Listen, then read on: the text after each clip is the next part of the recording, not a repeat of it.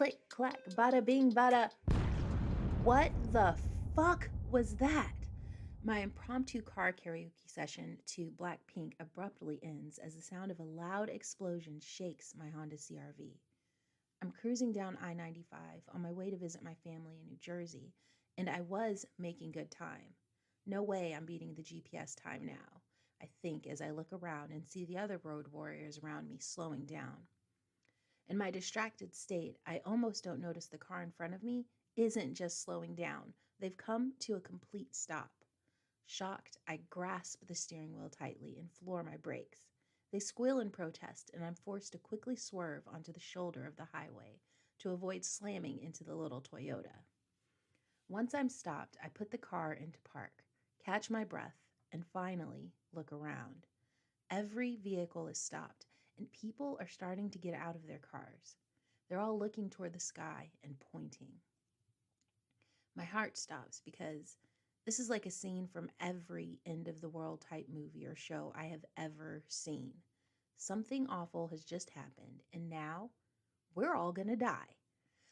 I know it's an immediate leap to pessimism, but this is honestly a scene I have imagined a million times.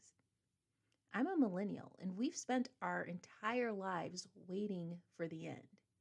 From the Twin Towers to the collapse of the economy, countless wars, mass shootings galore, and the Cheeto dusted con man, it's always seemed one stressful moment away. Now, as I sit in my car watching a scene from my darkest imaginings happening in real time, I feel the strangest sensation: peace. I thought I would be afraid or frantic. Instead, I feel this overwhelming sense of peace.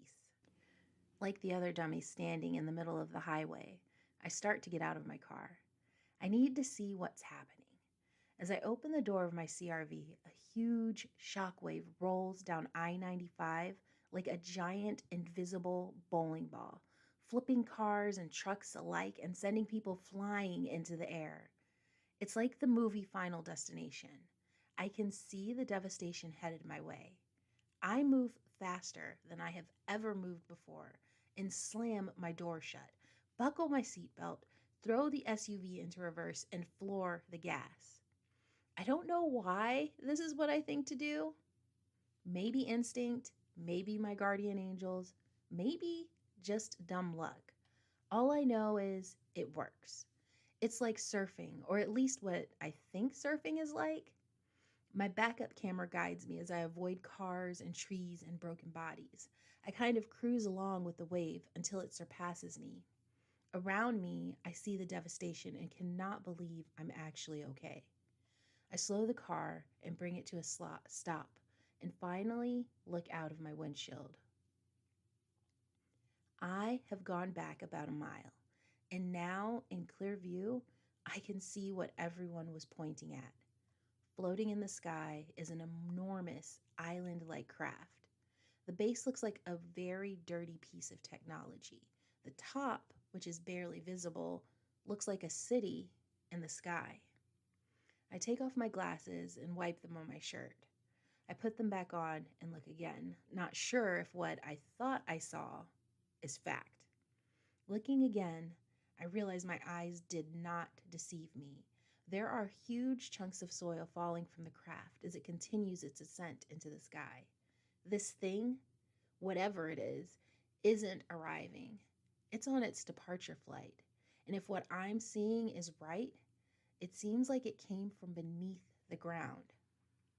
I pick up my cell phone and realize that a national alert has been blazing across the screen.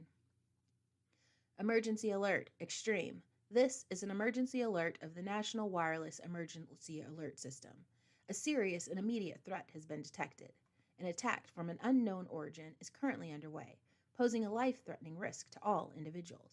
Seek shelter immediately. Avoid engagement. Remain informed. Help others. If it is safe to do so, assist those around you who may need help. Do not use phones unnecessarily.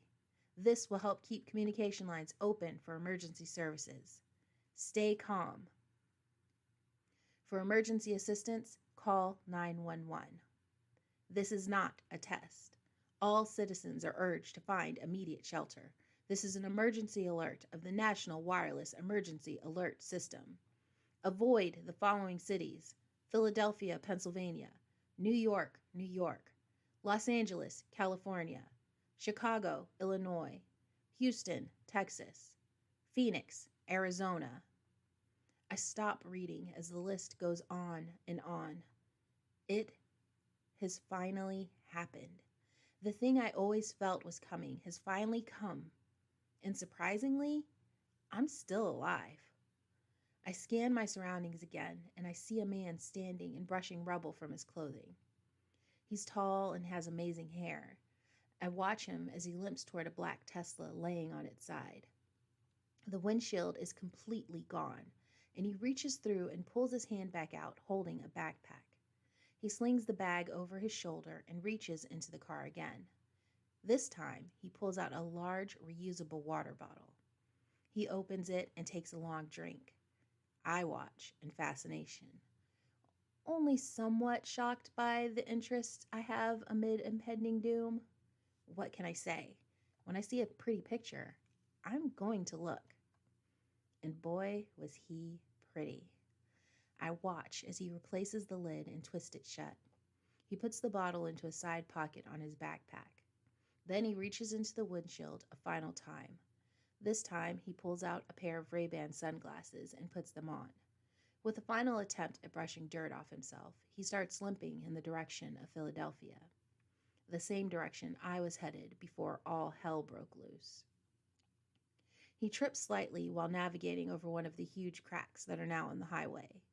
He pauses for a moment and seems to sigh deeply, and then keeps on limp walking in the direction of Philadelphia, a city I fear may no longer be there, if my suspicions are correct. It's the end of the world as we know it, and like the song said, I feel kind of fine. I was headed to New Jersey to see my family, and seeing him there made up my mind for me. That's what I'm going to do. I'm going to see my fucking family, and I'll figure everything else out from there. I turn Blackpink back on. Thank God I downloaded some music directly to my phone because there is no service. I reach into my purse and grab a mint, pop it into my mouth, and put my car into drive. As I get closer to the man, I make an impromptu decision. I'm probably going to die anyway. I might as well have some fun while I'm at it, right? He turns toward me as I slow my car to a crawl as I drive along the shoulder of the road. I roll down my window and look at him. Hey, I say. I get a better look at him now, and he is freaking hot.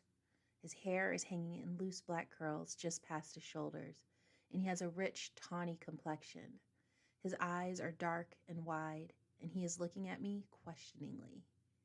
Hey, he replies. My name is Dietra, I say, not 100% sure where I'm going with this. I'm Aleem, he says as he continues walking. So, this sucks, I try with a joke. I swear I am the most awkward individual on the planet. Yeah, didn't see this one coming on my 2025 bingo card. At least we'll have a great story for our old age rants about surviving the apocalypse, he says with a wry smile. I feel something in my heart twist. You think we'll survive this? I ask as I feel tears threatening to well up. We're still here, aren't we? He asks simply, as he looks around at the chaos surrounding us. There's so many around us that didn't make it. If we made it through the first act, chances are pretty high we're the main characters, which means while it sucks, we're definitely going to survive. There's so much confidence and just enough delusion in the way he says it that I think maybe he's right. Where are you headed, Aleem? I ask, hoping it isn't to his wife and kids or his girlfriend. To see my grandmother in New Jersey, he says a little sheepishly. She's been sick. I'm so sorry. I hope it's not too serious. It's COVID, but at her age, everything becomes more serious. Since I'm the only single grandchild, I thought I should go spend some time with her and help her get better. I don't know if he volunteered this single fact to spare me having to ask or because it explains why he would be the one to go. Either way, I understand and I appreciate it. It amazes me that we are having such a regular conversation in the middle of the apocalypse. I guess we millennials are made of sterner stuff.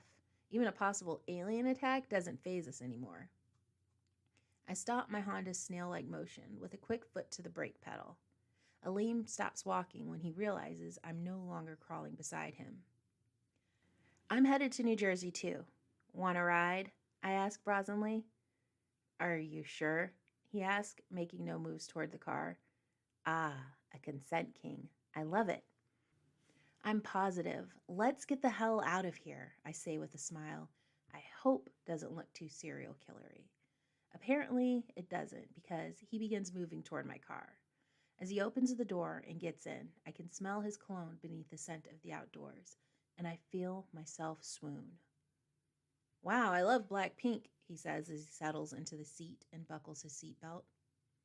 Seriously? I ask incredulously. I haven't met many men who are Blackpink fans openly, at least not ones who would possibly be interested in me. Well, my little sister forced me to learn one of their dances for TikTok, and the rest is history. They're great workout motivation, he says with a laugh. Of course, I'd meet my perfect mate